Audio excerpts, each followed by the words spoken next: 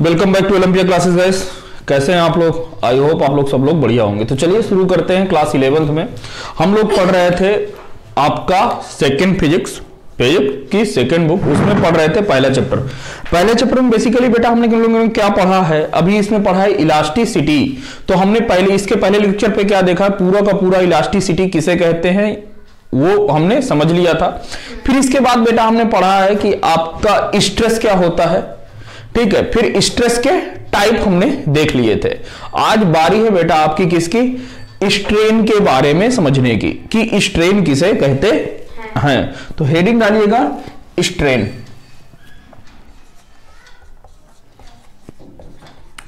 Strain को हिंदी में क्या कहते हैं बेटा? विकृति। लिखिएगा यह किसी वस्तु में लगने वाले बल के कारण उस आकृति की विकृति है, उस वस्तु की विकृति है, उस वस्तु की विकृति है, ठीक है। इसको यह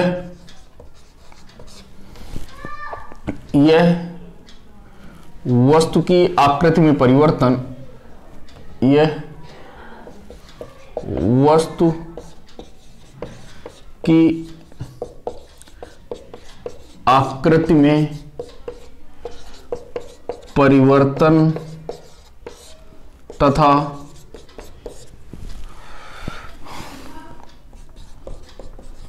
वस्तु की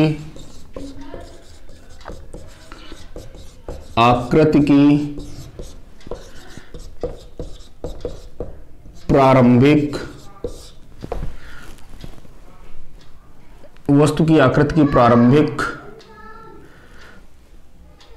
आकार का अनुपात होती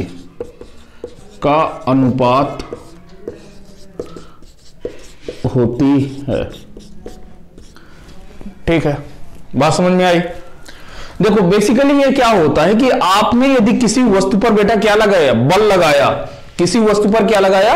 बल लगाया। तो उस बल के कारण वस्तु में क्या होगा? विकृति होगी। वस्तु क्या होगी? या तो वस्तु दबेगी या बढ़ेगी। बात समझ रहे हो? जैसे मान के चलो कि यह क्या है? ये आपकी एक रॉड है, इसको हमने क्या किया बेटा? दबाया, कंप्रेस किया। तो इसके अंदर क्या होगा? ये पेन क्या होगा बेटा? छोटा होगा। और यदि इसको हमने पकड़ के खींचा तो पेन क्या होगा? बढ़ेगा। तो यही क्या कहलाता है बेटा? विकृति कहलाती है। क्या कहलाती है? विकृति। फिर इसमें देखो कि ये ओरिजिनलिटी में क्या होता है, तो ये क्या लिखा? यह वस्तु की आकृति में परिवर्तन। देखो परिवर्तन का बात समझना। जैसे ये आपकी लेंथ है, जैसे मान के चलो कि कितना है बेटा? 1 मीटर है। कितनी मीटर है? 1 मीटर। इसको आपने क्या किया? खींचा। तो खींचने से मान के चलो कि इसकी लेंथ क्या हो गई? बढ़ गई। कितनी बढ़ गई? मान के चलो कि आपकी इसको खींचने से इस 1 मीटर की जो पेन है या जो रॉड है, इसकी लेंथ आपकी 1 सेंटीमीटर बढ़ी है। कितनी बढ़ी है? 1 सेंटीमीटर। तो यही दिया हुआ कि वस्तु की आकृति में परिवर्तन। तो परिवर्तन कितना हुआ बेटा? 1 सेंटीमीटर। फिर क्या दिखा हुआ है? तथा वस्तु की आकृति की प्रारंभिक आकार। तो प्रारंभिक में कितनी लंबाई थी बेटा? 1 मीटर।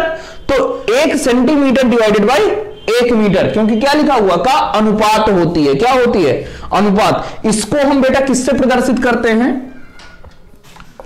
लिखो इसको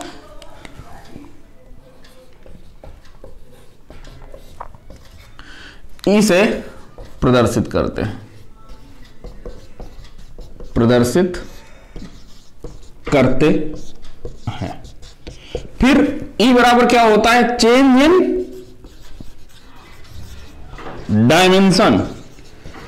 dimensions divided by original dimension.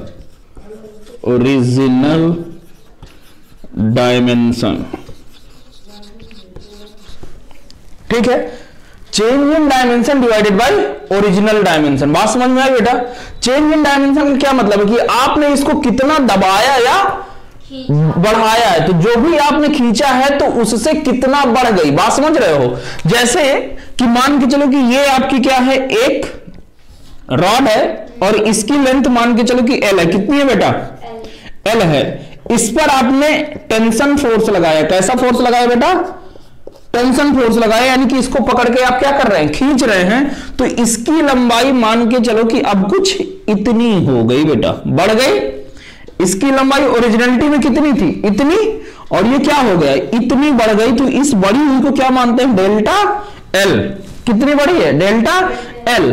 तो यहां से अब आपका ई बराबर क्या हो जाएगा? चेंज इन डायमेंशन मतलब कितना बढ़ा है बेटा, डेल्टा एल। कितना बढ़ा है? Delta L. तो यहां पर क्या रख दिया? Delta L divided by original length कितना हो गया बेटा? एल। तो ये क्या कहलाता है?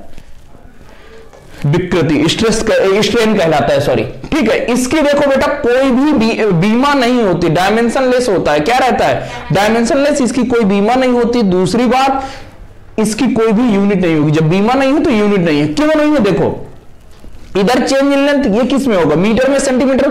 ऊपर लंबाई, नीचे लंबाई, बेटा क्या हो जाएगा? Cancel out. तो आप नीचे लिख सकते हो कि इसकी कोई बीमा नहीं होती, इसकी कोई बीमा नहीं होती है। चलिए बेटा नोट कर लीजिए, फिर आगे बढ़ते हैं। चलिए बेटा अब क्या देखते हैं? अब हम लोग देखते हैं कि इसमें इसके कितने प्रकार के टाइप होते हैं। तो जिस प्रकार से स्ट्रेस आपका कितना होता था, 3 टाइप का होता था, उसी प्रकार से आपका स्ट्रेन भी कितने टाइप के होते हैं? 3 टाइप के। तो पहला क्या होता है, इसमें जो पहला स्ट्रेन का टाइप है, हेडिंग डाल लीजिएगा टाइप ऑफ स्ट्रेन। हेडिंग डाल लीजिए टाइप ऑफ स्ट्रेन।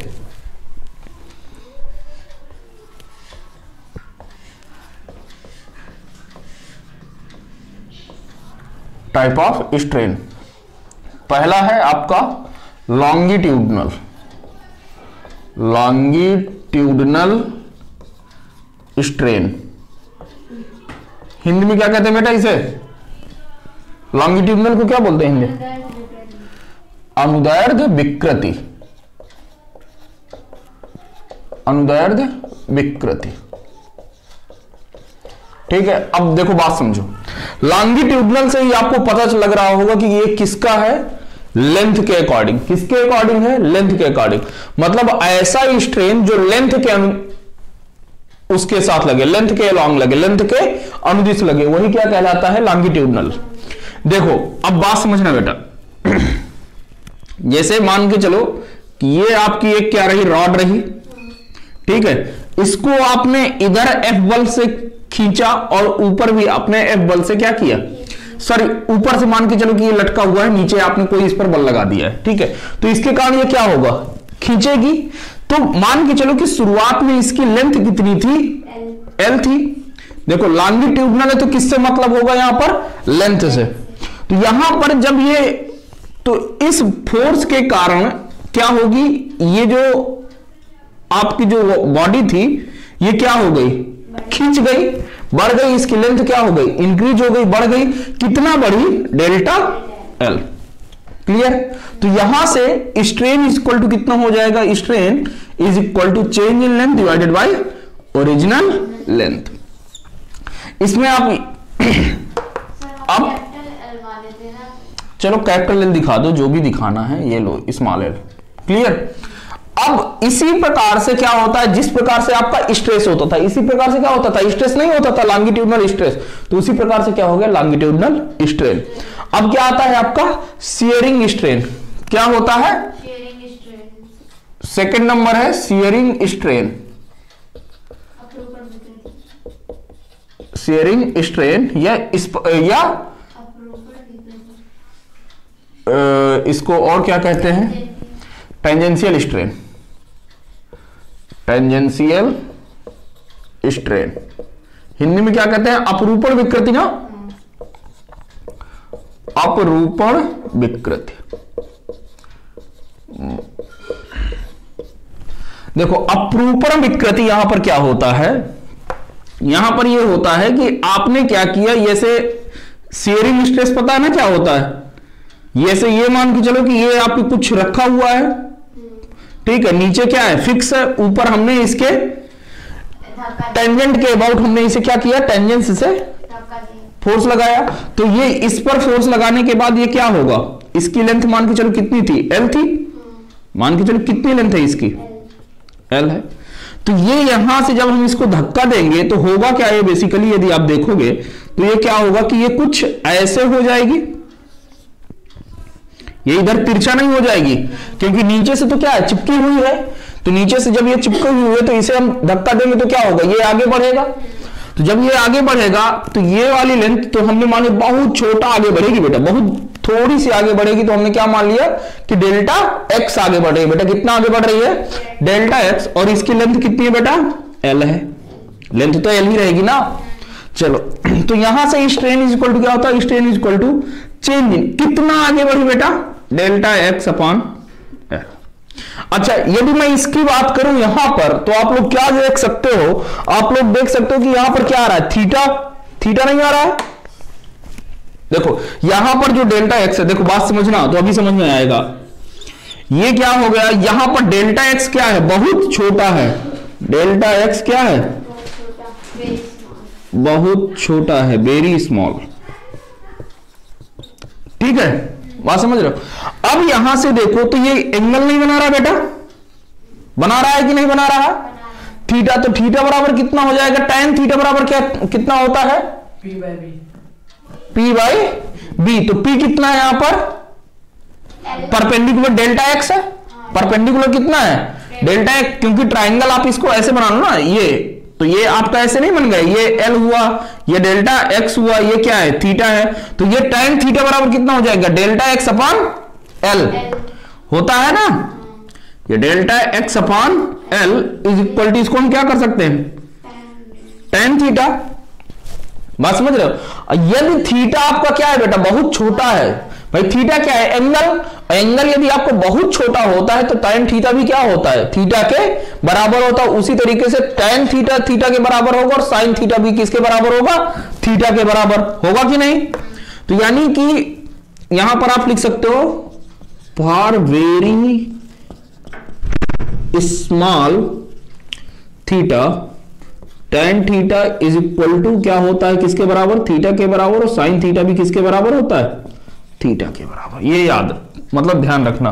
तो यहां से मैं इसको क्या लिख सकता हूं, थीटा लिख सकता हूं,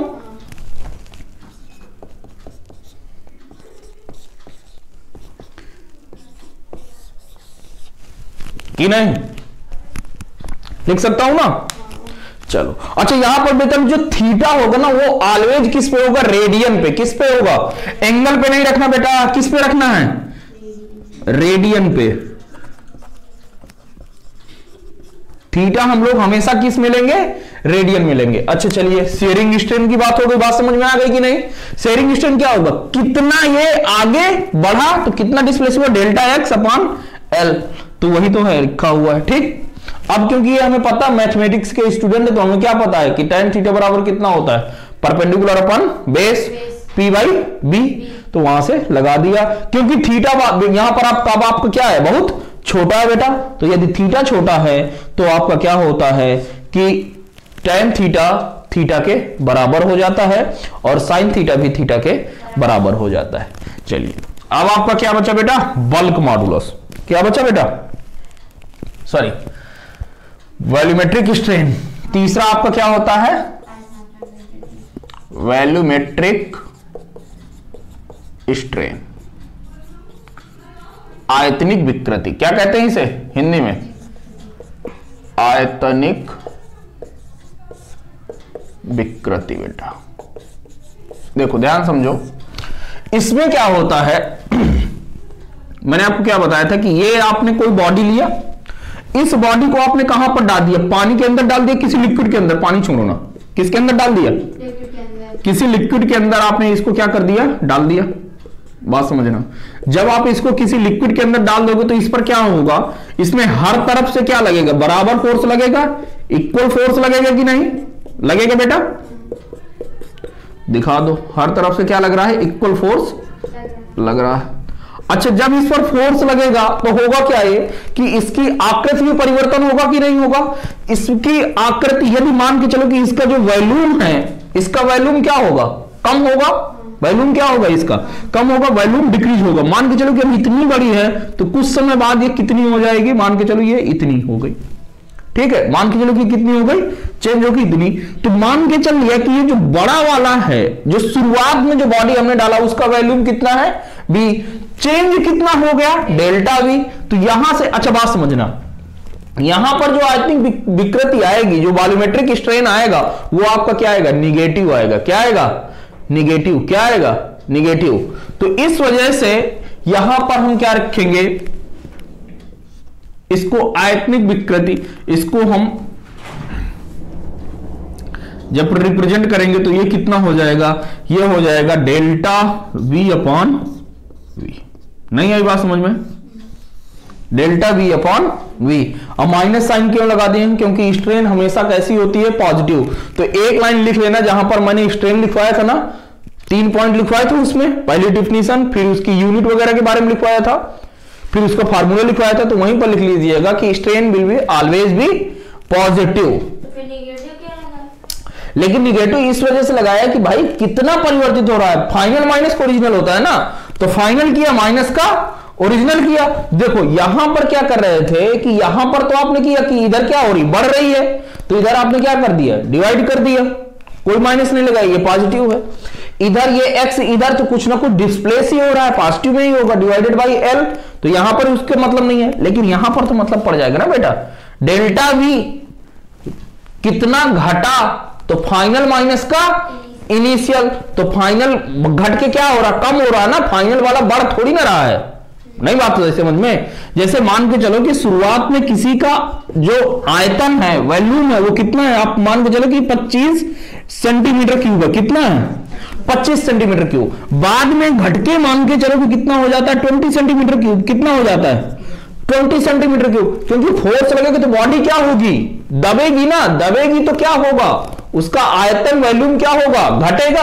तो घटेगा तो ये डेल्टा भी क्या बताता, फाइनल माइनस का इनिशियल। तो फाइनली कितना हो गया है, 20 में से घटेगा तो कितना आएगा, 20 में से माइनस का 25 करोगे तो कितना, माइनस का 5। लेकिन हमें लाना कैसे है, पॉजिटिव लाना है ना, तो इस वजह से यहां पर साइन क्या लगा देंगे बेटा, माइनस का। तो ये कितना हो गया, ये बात क्लियर। तो चलिए इसको नोट करिए, फिर आगे बढ़ते हैं। चलिए तो अब हम देखते हैं क्या, हुक्स लॉ। तो अगली हेडिंग डालिएगा Hooke's law. Hooke's law, hook का नियम, हुक का नियम। तो लिखिएगा,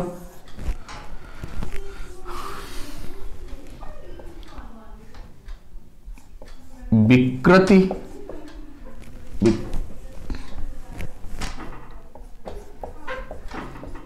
विकृति तथा प्रतिबल,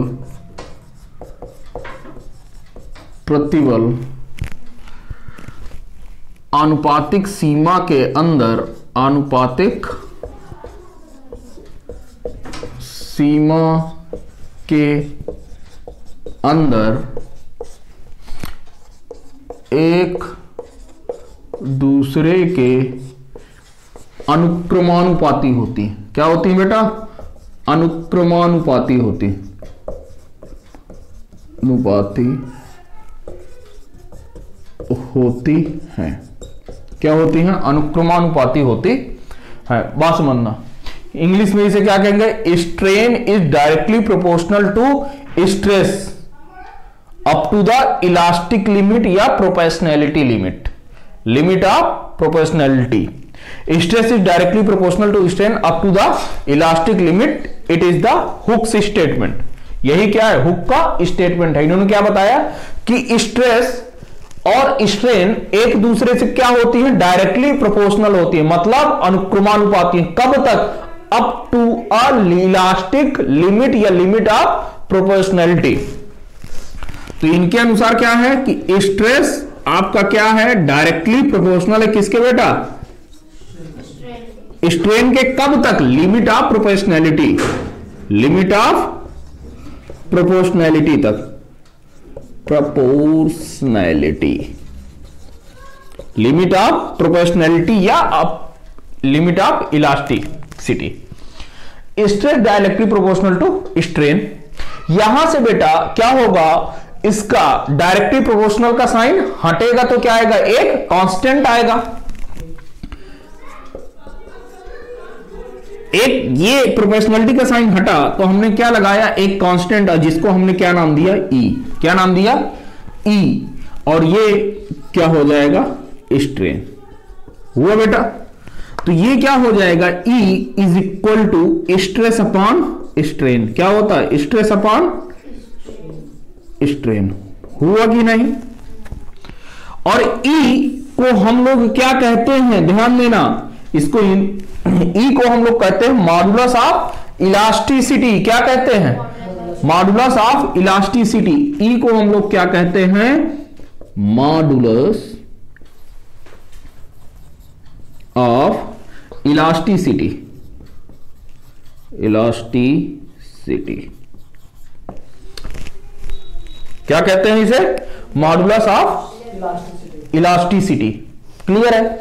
अच्छा, ये एक चीज लिखना कि ये जो मॉडुलस ऑफ इलास्टिसिटी है ना बेटा, ये बॉडी जो है आपकी किस मटेरियल की बनी हुई है, यह उस बात पर निर्भर करता है। केवल और केवल किस बात पर निर्भर करता है? बॉडी के मटेरियल पर, कि वह किससे बनी है। ठीक है, तो लिखिएगा ई वस्तु के पदार्थ पर निर्भर करती है। किस पर निर्भर करती है बेटा? पदार्थ पर निर्भर करती है। किस पर निर्भर करती है? वस्तु के पदार्थ पर, यानी कि जिस भी मटेरियल से वह बॉडी बनी होगी, मॉडुलस ऑफ इलास्टिसिटी बेटा उसी पर डिपेंड करेगा। ठीक है, हर एक मटेरियल के लिए मॉडुलस ऑफ इलास्टिसिटी क्या होती है? सबकी अलग अलग होती है। क्लियर हुआ बेटा? अगली बात देखो, देखो इसकी यूनिट की बात कर लेते हैं। ई की यूनिट क्या होती है ना, यूनिट की बात हो जाए तो यूनिट देखो, यानी कि ई का मात्रक। ई का मात्रक यहीं से देख लो क्या होता है? Stress upon strain. स्ट्रेस क्या होता है? Force upon restoring force upon area. Strain क्या होता है बेटा? स्ट्रेन क्या होता है? Delta L upon L. यानी कि मैं इसको क्या लिख सकता हूं? Force upon area into delta L into L. यही लिख सकता हूं कि नहीं? लिख सकता हूं मैं। तो यहां से ये कितना हो गया? यहां पे फोर्स अपॉन एरिया बेटा क्या होता? फोर्स की क्या होती है? न्यूटन। एरिया की पर metre square. Length upon length नीचे है तो लेंथ की यूनिट मीटर और इसकी भी यूनिट मीटर, तो मीटर से मीटर कैंसिल, यानी कि इसकी जो यूनिट बचेगी ना बेटा क्या आएगा? यूनिट न्यूटन पर मीटर स्क्वायर। कितना आएगा? न्यूटन पर मीटर स्क्वायर। तो इसकी यूनिट कितनी हो जाएगी? न्यूटन पर मीटर स्क्वायर। यानी ठीक है, ठीक है। इसी को हम पास्कल भी में कहते हैं। क्या कहते हैं? पास्कल। क्या कहते हैं? पास्कल। ठीक है, चलिए नोट करिए इसे। तो देखिए, जिस प्रकार से स्ट्रेस और स्ट्रेन आपके तीन प्रकार के होते हैं, तीन प्रकार के, उसी तरीके से आपका ये मॉडुलस ऑफ इलास्टिसिटी भी कितने प्रकार की होती है? तीन प्रकार की। तो पहली लिखिएगा, पहला टाइप ऑफ इलास्टिसिटी, हेडिंग डालिएगा टाइप ऑफ इलास्टिसिटी, प्रत्यास्था के प्रकार। कितने टाइप के होती है बेटा? तीन टाइप की। पहला देखते हैं, इसको क्या कहते हैं? एंग प्रत्यास्था। Young's modulus of elasticity. Modulus of elasticity. Elasticity इसको क्या बोलते हैं बेटा? इसको हिंदी में बोलते हैं एंग प्रत्यास्था गुणांक। प्रत्यास्था गुणांक अंग प्रत्यास्था गुणांक। ठीक है, ये अंग प्रत्यास्था गुणांक बेटा आता किसके लिए? लेंथ के लिए। किसके लिए आता है? लॉन्गिट्यूडनल के लिए। किसके लिए आता है बेटा? लॉन्गिट्यूडनल के लिए ये आता है। यानी कि अंग प्रत्यास्था गुणांक को हम डिनोट करते हैं किससे? y से। किससे डिनोट करते हैं? y से। और ये होता है लॉन्गिट्यूडनल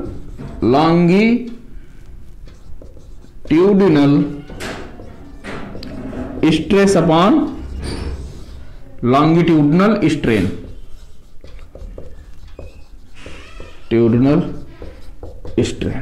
बात समझ में आई कि नहीं?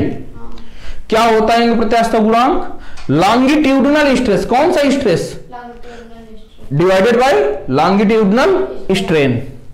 और ये जो होता है आपका, ये क्या होता है? Longitudinal strain force upon area, यही तो होता है। डिवाइडेड बाय स्ट्रेन क्या होता है? Change in length divided by original length. यानी कि ये कितना हो जाएगा? F upon A into delta L into या। ठीक है, और इसकी यूनिट कितनी होगी? जो इलास्टिसिटी, भाई ये भी तो इलास्टिसिटी का ही तो टाइप है ना, तो इसकी भी यूनिट कितनी हो जाएगी? न्यूटन पर मीटर स्क्वायर। क्लियर बेटा? चलिए, तो यंग्स मॉडुलस हो गया, कोई दिक्कत? दूसरा बेटा क्या होता है आपका? Modulus of rigidity. Modulus of rigidity, इसको क्या बोलते हैं हिंदी में? हिंदी में इसको बोलते हैं दृढ़ता प्रत्यास्था गुणांक ना, प्रत्यास्था गुणांक या दृढ़ता गुणांक, जो भी लिख सको लिख लो। या इसको क्या कहते हैं? Shearing modulus of elasticity. क्या कहते हैं इसको? ये भी बोलते हैं शियर मॉडुलस ऑफ इलास्टिसिटी। क्या कहते हैं? Shear modulus of elasticity. ठीक है, चलिए, इसको हम लोग जी से रिप्रेजेंट करते हैं बेटा। किससे? कैपिटल जी से। और ये क्या होता है? ये होता है shear stress divided by shear strain.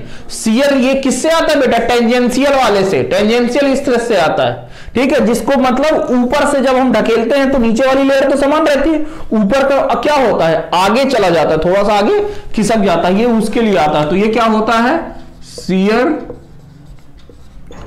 Stress upon shear strain. Shear strain. Clear हुआ कि नहीं? ठीक है, तो बस यहां से शियर स्ट्रेस क्या होता है बेटा? Force upon area. Shearing strain क्या होता है बेटा? Shear strain delta X upon L, कितना आगे बढ़ा है divided by original length, delta X upon L. यानी कि आप क्या लिख सकते हो? जी बराबर एफ ए, और इसकी जगह पे डेल्टा एक्स एल ऊपर, कि नहीं लिख सकते हो ना? और डेल्टा एक्स अपॉन एल आपका क्या आया था? थीटा आया था कि नहीं? तो आप जी को और लिख सकते हो। क्या लिख सकते हो? एफ अपॉन ए इंटू थीटा। और थीटा किस पे होगा बेटा? रेडियन में। किस में? रेडियन। इसकी भी यूनिट न्यूटन पर मीटर स्क्वायर। क्लियर हुआ कि नहीं ये? चलिए, अगला क्या है बेटा? Modulus of bulk modulus. क्या होता है बेटा? Bulk modulus. इसको क्या कहते हैं? आयतनात्मक bulk modulus of elasticity. Bulk modulus of elasticity, इसको हिंदी में क्या कहते हैं? आयतनात्मक प्रत्यास्था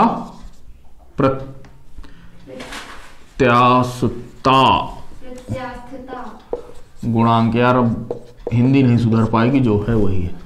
चलो, इसको किससे रिप्रेजेंट करते हैं बेटा? कैपिटल बी से। किससे रिप्रेजेंट करते हैं?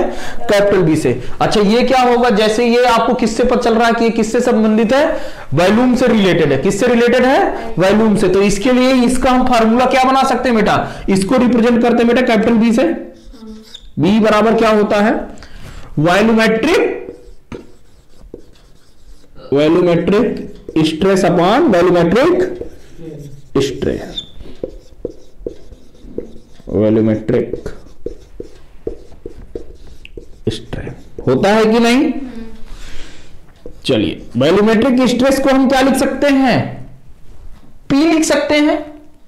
याद करो मैंने पहले क्या लिखा था, वॉल्यूमेट्रिक स्ट्रेस को हम पी क्यों लिख सकते हैं? क्योंकि ये भी क्या होता है, फोर्स अपॉन एरिया। तो फोर्स अपॉन एरिया क्या होता है? प्रेशर ही तो होता है ना। तो चलो मैं लिखे दे रहा हूं, फोर्स अपॉन एरिया ये हो गया। अच्छा वॉल्यूमेट्रिक स्ट्रेन क्या होता है बेटा? माइनस का डेल्टा पी। क्या होता है? माइनस का डेल्टा वी अपॉन वी, यही होता है ना, याद कर लो, यही होता है। तो यहां से बी बराबर बेटा कितना हो जाएगा? Force into V divided by A divided by minus का डेल्टा पी। ये इधर माइनस साइन लगा है, ठीक है ना। यानी कि यहां से देखो तो ये क्या हो रहा है, ये क्या लिखा हुआ है, B is equal to minus का फोर्स अपॉन एरिया, मतलब फोर्स को हम क्या लिख सकते हैं? प्रेशर। फोर्स अपॉन एरिया को प्रेशर, ये तो volume divided by delta V, ये लिख सकते हैं। कभी कभी ये प्रेशर क्या हो जाता है, तो प्रेशर डिफरेंस दिया हो, यदि पहले का दिया हो और दूसरे का दिया तो इसको क्या लिख सकते हैं? Delta P। तो बी बराबर क्या लिख सकते हैं? माइनस का delta P into V divided by delta V. किस वाले पे P नहीं पता होगा तो फोर्स अपॉन एरिया दिया होगा। यदि प्रेशर दे दिया तो डायरेक्ट ये वाला फार्मूला लगा दोगे, ठीक है। यदि कह दे कि शुरुआत में प्रेशर इतना रहता है, लास्ट में प्रेशर इतना हो जाता है, तो डेल्टा P लगा देना दोनों को घटा करके, ठीक। और ये यहां से निकल आया। चलो छाप लो इसे, फिर आगे बढ़ो। चलिए बेटा अब क्वेश्चन करते हैं। देखिए क्या दिया हुआ है क्वेश्चन में कि 1 मीटर लंबी तार को 10 न्यूटन बल के द्वारा क्या किया जाता है? खींचा जाता है। तार के अनुप्रस्थ काट का क्षेत्रफल दिया हुआ है बेटा, कितना दिया हुआ? 2 इंटू 10⁻⁻6 मीटर स्क्वायर। क्या कह रहा है? तार की लंबाई में कितनी वृद्धि होगी यदि उसका एंग्स मॉडुलस दिया है, कितना दिया? 2 इंटू 10⁻11 न्यूटन पर मीटर स्क्वायर। अब देखो बहुत ही आसान सा क्वेश्चन है, देखो कुछ नहीं करना है। देखो पहले इधर देखो, ये हमने क्या बना लिया बेटा, ये हमारी क्या रही, हमने क्या बना लिया कि ये क्या है बेटा? वायर है। ये क्या है? वायर है। इस वायर की लेंथ कितनी है बेटा? 1 मीटर दिया हुआ है। कितनी दिया हुआ है? 1 मीटर, ठीक है। आपने इस पर फोर्स लगाया है, कितना फोर्स लगाया है बेटा? वो दिया हुआ है 10 न्यूटन का। कितने फोर्स लगाया बेटा? 10 न्यूटन का फोर्स लगा के आप इसे क्या कर रहे हो? खींच रहे हो। अब बेटा इसका जो क्रॉस सेक्शनल एरिया क्या दिया हुआ बेटा? क्रॉस सेक्शनल एरिया, यानी कि इसका जो ऊपर से जो, जैसे कि क्रॉस सेक्शनल एरिया बेटा किसे कहते हैं? जैसे ये आपका ये है, ठीक है। क्रॉस सेक्शनल एरिया का मतलब ये है कि जैसे मैं इसको और आगे कर लूं तो अब मैं इधर से देखूं तो मुझे क्या दिखेगा? सिर्फ सर्कल दिखेगा। आपको भी क्या दिख रहा होगा? सिर्फ सर्कल दिख रहा है। तो इसी का क्या करते हैं? यही क्रॉस सेक्शनल एरिया। तो ये क्रॉस सेक्शनल एरिया किसका है? सर्कल का। और जो एरिया दिया हुआ बेटा ये कितना हुआ है? E equal to 2 into pi, ये 10⁻⁻6, ठीक है। ये एरिया होता है, ठीक है। बात समझ रहे हो? नीचे का या ऊपर का कहीं का भी है, ठीक है भाई। क्रॉस सेक्शनल एरिया तो हर जगह समान रहेगा ना, चाहे यहां से काटो चाहे यहां से काटो, दिखेगा क्या आपको? यही। फिर क्या दिया है आपको? इसका y दिया है। क्या दिया हुआ है? एंग्स मॉडुलस दिया हुआ कितना? 2 इंटू 10⁻11 न्यूटन पर मीटर स्क्वायर बेटा, इतना दिया हुआ है। अब देखो आपको निकालना क्या है बेटा? तार की लंबाई में वृद्धि, मतलब चेंज इन लेंथ निकालना। क्या निकालना? Change in length. Change in length यानी कि आपको क्या निकालना है बेटा? Delta L. क्या अब आप सोचो कि क्या आपके पास ऐसा कोई फार्मूला है जो किससे वो एंग्स मॉडुलस से और फोर्स से, लेंथ से, एरिया से कोई रिलेटेड हो, जिसमें डेल्टा एल भी हो? तो यहां से आपको पता है कि y बराबर क्या होता है? Stress upon strain. क्या होता है? स्ट्रेस अपॉन, यही होता है ना बेटा। तो y बराबर क्या होता है? स्ट्रेस। तो स्ट्रेस बराबर क्या होता है? Force upon area. तो ये रहा force upon area divided by strain. क्या होता है? Change in length divided by original length. तो डेल्टा एल अपॉन एल, यानी कि y बराबर कितना होता है? Force upon area into delta L into capital L. ये रहा बेटा। अब बस कुछ नहीं करना, इनकी वैल्यू पुट कर देना और कुछ नहीं। f की वैल्यू बेटा कितनी है? 10 न्यूटन, 10। लेंथ कितनी है बेटा आपकी? 1 है। एरिया आपका कितना दिया हुआ? 2 इंटू 10⁻⁻6। और डेल्टा एल आपको क्या करना बेटा? निकालना है। अब देखो यहां से देखो, तो जब आप डेल्टा एल निकालोगे ना बेटा, क्या निकालोगे? तो डेल्टा एल जब आप निकालोगे तो डेल्टा एल उधर चला जाएगा, वाई नीचे चला आएगा। 2 इंटू 10⁻⁻6 इंटू वाई की वैल्यू। अच्छा ये स्टील है क्या, स्टील की वायर है, चलो 2 इंटू 10⁻11। अब देखो यहां से कुछ जो भी कट रहा है काट दो, नहीं कट रहा है मत काटो।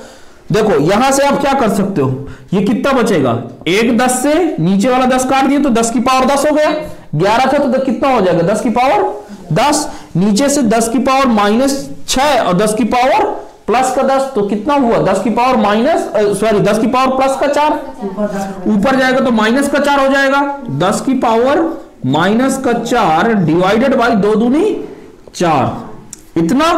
अब आप 1/4 को क्या लिख सकते हो, 1/4 को क्या लिख सकते हो,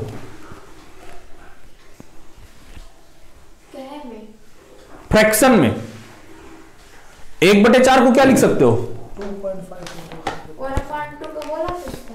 आप उसको क्या लिख सकते हो 0.25 क्या लिख सकते हो भाई, 1 को 4 से भाग दोगे तो कितना आएगा 0.25 आएगा ना, तो मैं इसको क्या लिख सकता हूं 0.25 इंटू 10⁻⁻4 न्यूटन पर, सॉरी ये कितना आएगा लेंथ आएगा, लेंथ किस में आएगी मीटर में, बस खत्म बात। इसको और सही से लिखना है अच्छे से तो आप क्या लिख सकते हो कि डेल्टा एल बराबर कितना 2.5 इंटू 10⁻⁻5 ना, बस खत्म मीटर। यप क्लियर हुआ, नोट करिए फिर आगे बढ़े। चलिए तो देखिए कि अब क्वेश्चन क्या दिया हुआ बेटा, तो देखिए इसमें आपको क्वेश्चन दिया हुआ है, कह रहा है कि आपके पास एक स्टील की क्या है बेटा वायर है, तो आपने क्या किया देखो आसानी से समझ में आएगा लेकिन बस आपको ध्यान से देखना पड़ेगा बेटा। इसने कहा है कि स्टील की वायर है तो हमने क्या किया, हमने मान लिया कि ये हमारी क्या है, आप स्टील की वायर है, कोई बात नहीं ठीक है। बोला है कि इसकी लेंथ कितनी है 2.5 मीटर, बना लिया, कितनी है बेटा बना लिया। फिर बेटा किस पर आते हैं, क्या बोला है, इसका बोला है कि इसका ये जो स्टील मास है, मास ऑफ स्टील कितना है बेटा, कितना है 15.6 इंटू 10⁻⁻3 kg, बहुत छोटा है, यानी एक तरीके से एक ऐसी है मासलेस है, कितना है मासलेस है, 0.00 करके क्या होता है कुछ नहीं मास। डेंसिटी इसकी किसकी स्टील के बेटा डेंसिटी दिए हुए है, क्या दे डेंसिटी ऑफ स्टील कितना दिया हुआ है, इतना केजी पर मीटर क्यूब, बहुत बढ़िया। फिर कह रहा है कि यदि इससे कितने 8 केजी का बेटा क्या लटकाया जाता है, द्रव्यमान लटकाए, तो 8 केजी का द्रव्यमान लटकाएंगे तो क्या होगा, उसका भार भी होगा, कितना होगा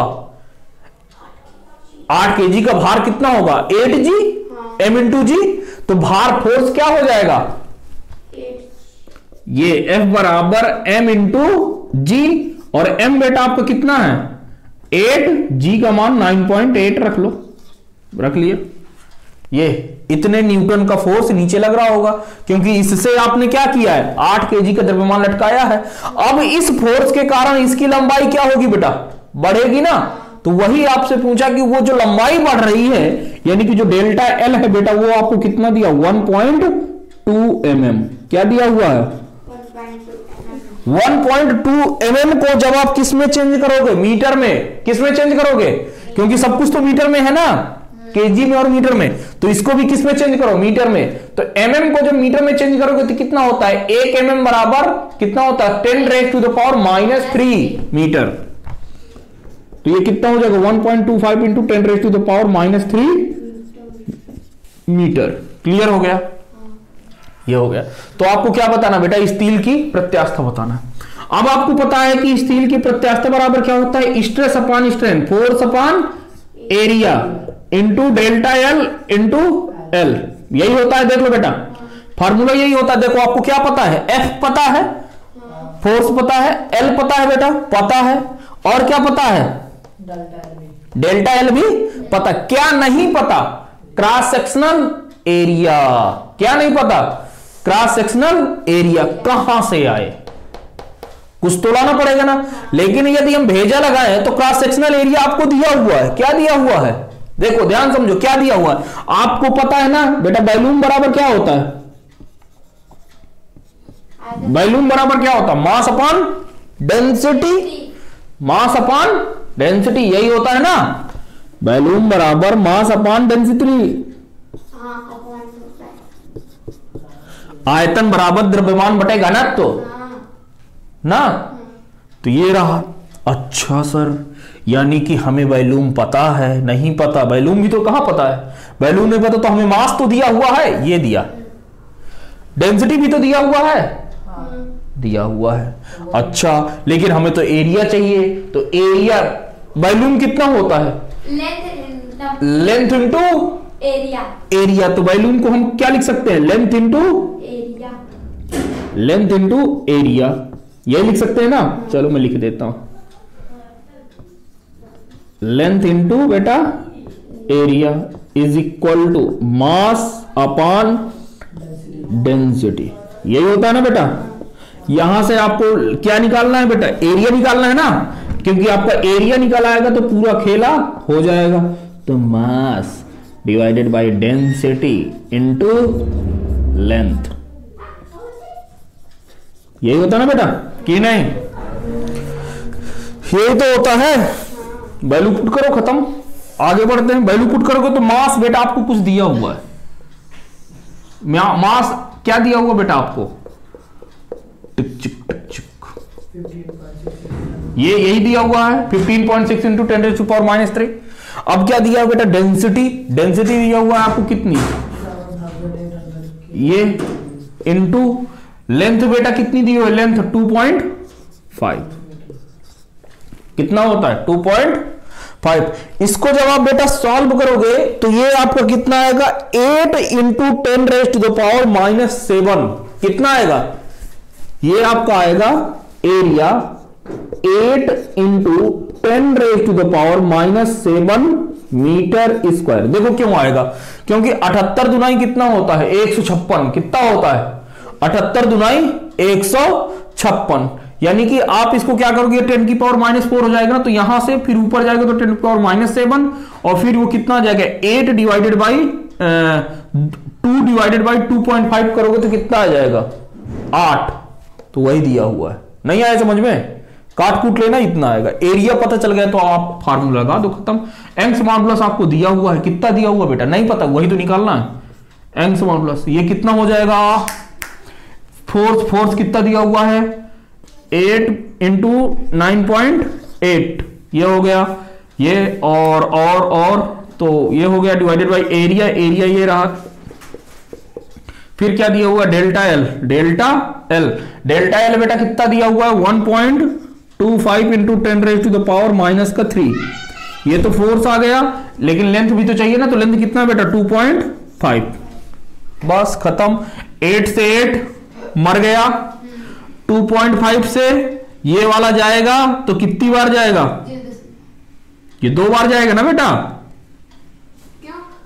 क्यों 1.25 इंटू 2 इज इक्वल टू 2.5, ये 2, तो 9 दूनी, ये y बराबर कितना हो जाएगा, यहां से मैं कर रहा हूं, तो ये हो जाएगा 9 दूनी, ये 8 दूनी 16 और 9 दूनी 18, 1 19 इंटू ये 10⁻⁻ का कितना हो गया बेटा 10, कितना हुआ माइनस का 10, ये 10 की माइनस का 10 माइनस का 3 माइनस का 7 कितना हो जाएगा, माइनस का 10 ऊपर जाएगा तो 10 की पावर प्लस का 10, इसको मैं कितना लिख सकता हूं 1.96 इंटू 10⁻11 न्यूटन पर मीटर स्क्वायर, ये आ गया।